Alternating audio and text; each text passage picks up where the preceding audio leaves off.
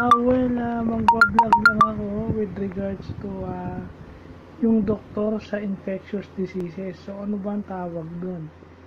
So, may naririnig tayo sa balita na mga infectious diseases doctors na nagsasabi na itong COVID variant BQ.1 nakakaiwas sa immunity na meron tayo. So, ibig sabihin lang nun, kapag naiwasan niya yung ating depensa sa katawan, posibleng tamaan tayo ng COVID. Ibig sabihin, madaling makahawa o yung transmission ng COVID. Hindi ko lang narinig kung fatal. So, yung tawag sa mga infectious diseases, doctors na yun, infectionologist o infectionist. So, dalawa.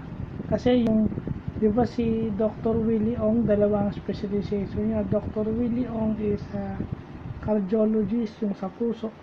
At saka yung internist, yung panloob.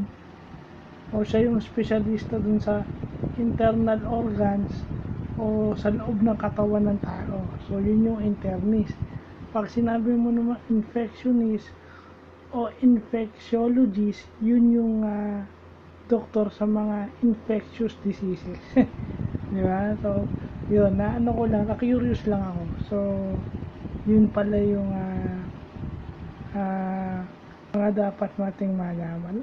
Trivia sa atin yan.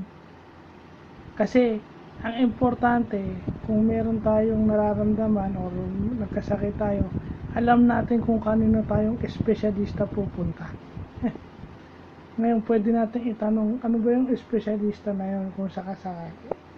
Para hindi na tayo magpalipat-lipat ng doktor. Kasi pag nagpalipat-lipat pa tayo ng doktor, mahal.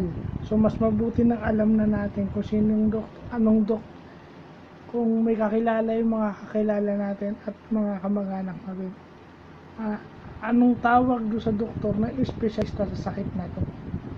So, yun yung mas importante sa lahat. So, may butit may nalaman tayo ngayon. So, yun lang.